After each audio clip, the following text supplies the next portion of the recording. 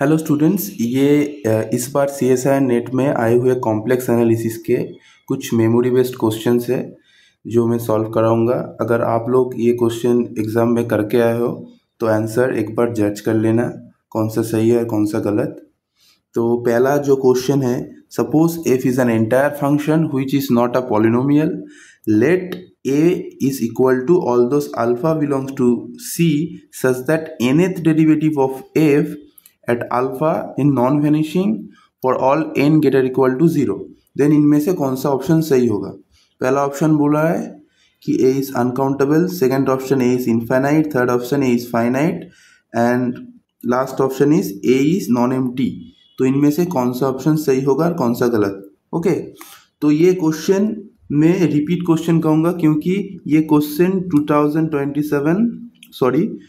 2017 दिसंबर में नेट में एक क्वेश्चन आया था, उससे पूरा हुबहू मिलता है। यहाँ पे ए दिया है, वहाँ पे ए कॉम्प्लीमेंट दिया था, और उस जो क्वेश्चन था वो क्वेश्चन पे जो रिजल्ट फाइनल कंक्लूजन ये था कि एफ इज पॉलिनोमियल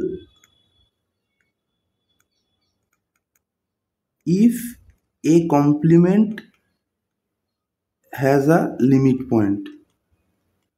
वो जो क्वेश्चन था जो 2017 में दिसंबर में आया था, उसका कंक्लूजन ये था a is a polynomial if a complement has a limit point। Okay, तो ये क्वेश्चन कैसे सॉल्व हुआ था और ये रिजल्ट कैसे ट्रू है, ठीक है।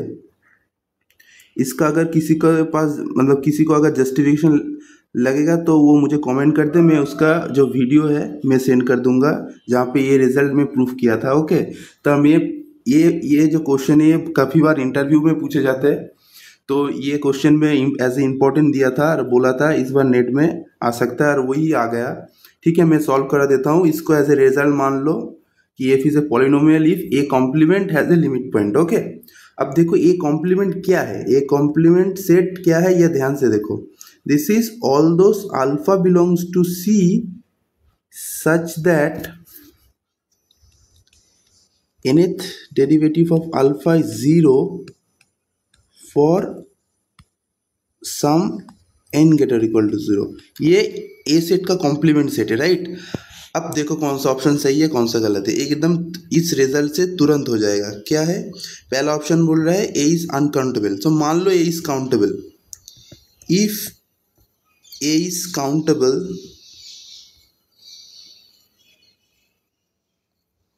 अगर A काउंटेबल होगा तो in that case A complement will be uncountable, right.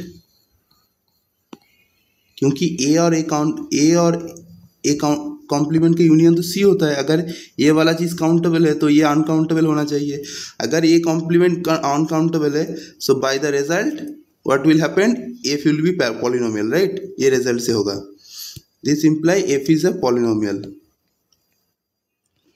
पर यहाँ पे क्या दिया, f is not a polynomial, right। सो ये केस नहीं हो सकता, सो a काउंटेबल नहीं हो सकता, सो a is uncountable। सो ये ऑप्शन राइट है। अगर a अनकाउंटेबल है तो a must be infinite, ये भी ट्रू है। अगर a is uncountable so it cannot be finite, सो ये भी फॉल्स है। ऑप्शन डी बोल रहा है a इज नॉन एम्प्टी। तो मान लो a इज एम्प्टी, अगर a 5 होगा, in that case also a complement क्या होगा, c होगा, मतलब इसके पास लिमिट पॉइंट होगा। Any uncountable set has a limit point, इसलिए ये रिजल्ट ट्रू हो रहा है। और यहाँ पे a कॉम्प्लीमेंट c हो रहा है, मतलब इसके पास तो लिमिट पॉइंट होता है c के पास, right. So in that case also it will imply that f is a polynomial, right. तो अगर f पॉलिनोमियल होगा, so again it is a contradiction, so a cannot be empty, so a is non empty, so ये option भी सही होगा, right. so ये तीन options सही होगा, a b and d। तो ऐसे एकदम इजी ट्रिक से ये क्वेश्चन इमीडिएट मतलब एग्जाम में 10 सेकेंड या फिर 15 सेकेंड में कर सकते हो आप लोग। ओके, सो एक नेक्स्ट क्वेश्चन ले लेते हैं, ये भी कॉम्प्लेक्स एनालिसिस के क्वेश्चन है। यहाँ पे बोला है if f z is a entire function, okay, then कौन सा ऑप्शन सही है, if f z equal to f of z plus 1 then f z is constant, if f z equal to f of z plus 1 equal to f of z plus i then f z is constant. Third option बोला है f of 1 by z has a removable singularity at z equal to 0, then f z is constant and fourth option बोला है f z is non constant then f of 1/z has a pole at z equal to 0। Okay, तो इसमें से कौन सा सही होगा कौन सा गलत होगा हम लोग अभी चेक करेंगे।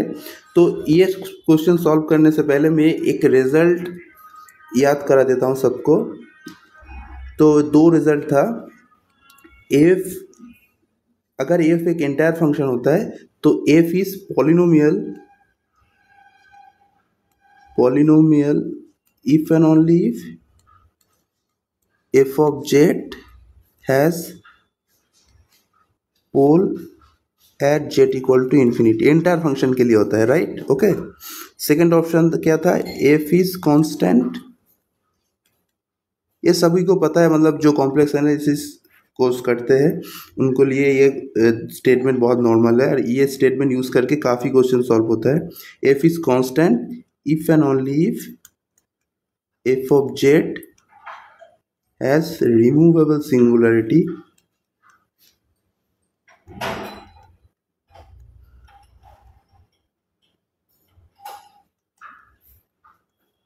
at z equal to infinity। Okay, तो ऑप्शन सी और ऑप्शन डी देख लेते हैं। ये यहाँ पे बोल रहा है f of 1/z has a removable singularity at z equal to 0 then f z is a constant. अगर एफ ऑफ 1/z के 0 पॉइंट पे रिमूवेबल सिंगुलरिटी है, इसका मतलब limit z tends to 0 f of 1/z ये एग्जिस्ट कर रहा है, राइट। तो इसका मतलब क्या है, limit z tends to infinity, हम वेरिएबल को चेंज कर रहे हैं, एफ ऑफ z एग्जिस्ट मतलब z equal to infinity is removable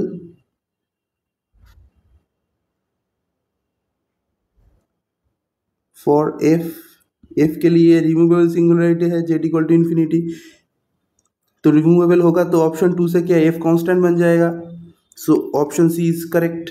okay, अब ऑप्शन डी पे आते हैं। ऑप्शन डी क्या बोल रहा है, ऑप्शन डी बोल रहा है कि f of z is non constant then f of 1/z has a pole at z equal to 0। ये ट्रू नहीं है, क्योंकि अगर हम लोग एफ जेड को ये फंक्शन ले लेंगे if f z equal to e to the power z, बहुत आसान, ये नॉन कांस्टेंट है, पर एफ ऑफ 1/z फंक्शन क्या होगा, ई टू द पावर 1/z, इसका 0 पॉइंट पे क्या होता है, एसेंशियल सिंगुलरिटी होता है, right. E to the power 1/z function का 0 पॉइंट पे क्या होता है, एसेंशियल सिंगुलरिटी होता है। तो वो तो पोल नहीं है, सो ये ऑप्शन गलत हो जाएगा। फिर आते हैं ऑप्शन ए एंड बी के तरफ, ठीक है। बी ए के लिए ए ट्रू नहीं होगा, क्यों ट्रू नहीं होगा, क्योंकि ये वन पीरियोडिक फंक्शन दिया है, वन पीरियोडिक एंटायर फंक्शन है। ऐसा तो बहुत सारा फंक्शन होता है, तो ये तो नहीं हो सकता वो सारा फंक्शन कांस्टेंट है, क्योंकि one periodic non constant one periodic function होता है, राइट। अगर तुम ये फंक्शन सिंपली ले लोगे ई टू द पावर 2πi/z, अगर एफ जेड को ये ले लोगे this, then f of z plus 1 क्या होता है, f of z plus 1 is simply e to the power 2πi/z plus 1। This means e to the power 2πi/z times e to the power 2πi, और ये तो 1 होता है, so it will be equal to e to the power 2πi/z, right. ये वाला चीज़ 1 होता है, राइट।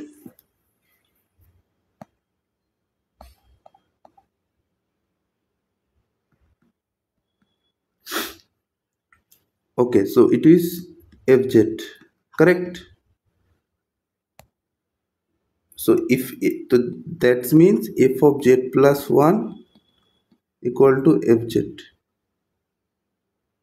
तो अगर ये हो रहा है दैट्स मीन्स, और यहाँ पे जो फंक्शन लिया था it is non constant, this function is not non constant, so option A will be false.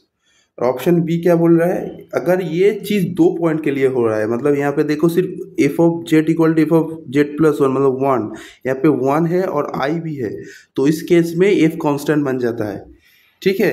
तो इसका जो प्रूफ है, मैं अगर किसी को चाहिए तो कमेंट कर देना, मैं वो इलेबोरेटली प्रूफ कर दूंगा। ऐसे रिजल्ट तुम मान सकते हो if f of z equal to f of z plus a equal to f of z plus b होता है, such that b by a does not belongs to r होता है, this imply f is constant, ये constant imply करता है, ठीक है, ये वाला। ये वाला पार्ट। अब देखो यहाँ पे b बाई ए क्या है, यहाँ पे b है, this is b and this is a, तो b by a is i, right. i by 1 means i, that does not belongs to r, ये r में बिलोंग नहीं करता, तो this will imply f is constant, तो यहाँ पे f constant हो जाएगा, सो ये ऑप्शन सही होगा। ओके तो ये दो क्वेश्चन था, बहुत इंपॉर्टेंट था, इसलिए मैं डिस्कस करवा दिया, और अगर एग्ज़ाम पे करके आए हो तो ये चेक कर लेना, और वीडियो अच्छा लगा तो सब्सक्राइब कर देना चैनल को। तब तक के लिए नया वीडियो पे मिलते हैं। Okay bye.